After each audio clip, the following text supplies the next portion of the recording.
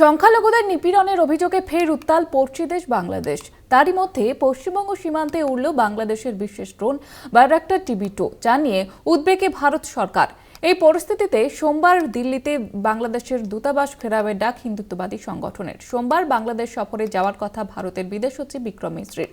বাংলাদেশে হিন্দু সহ ধর্মীয় সংখ্যালঘুদের নিরাপত্তা নিশ্চিত করতে বৈঠক করবেন সেদেশের উপদেষ্টাদের সঙ্গে।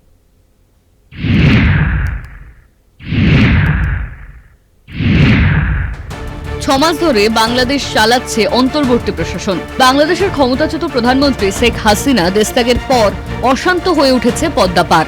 বাংলাদেশে সংখ্যালঘু নির্যাতনের অভিযোগ ও হিন্দু সন্ন্যাসী চিন্ময় কৃষ্ণ দাসের গ্রেপ্তারিতে ইতিমধ্যেই উত্তাল পরিস্থিতি।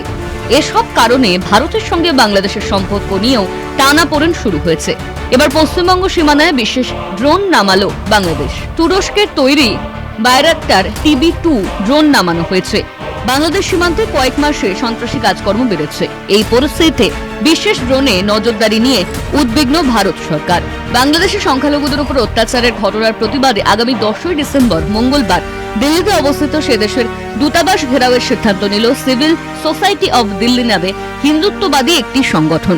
তাৎপর্যপূর্ণ ওই বিক্ষোভের আগের দিন বাংলাদেশ সফরে যাচ্ছেন বিদেশ সচিব বিক্রম মিশ্রি। আলোচনা হবে বাংলাদেশের ক্ষমতাধীন উপদেষ্টাদের সঙ্গে। কূটনীতিকদের মতে বিক্রমের সফরের অন্যতম লক্ষ্য হল বাংলাদেশের হিন্দু সহ ধর্মীয় সংখ্যালঘুদের নিরাপত্তা নিশ্চিত করা।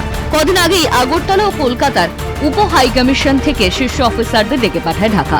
বাংলাদেশে কবে ফিরবে শান্তি, এই নিয়ে যেমন প্রশ্ন উঠছে, পাশাপাশি ভারত বাংলাদেশের সম্পর্কের জল কোন দিকে গড়ায় সেদিকে নজর রয়েছে আন্তর্জাতিক মহলের। কলকাতা টিভি।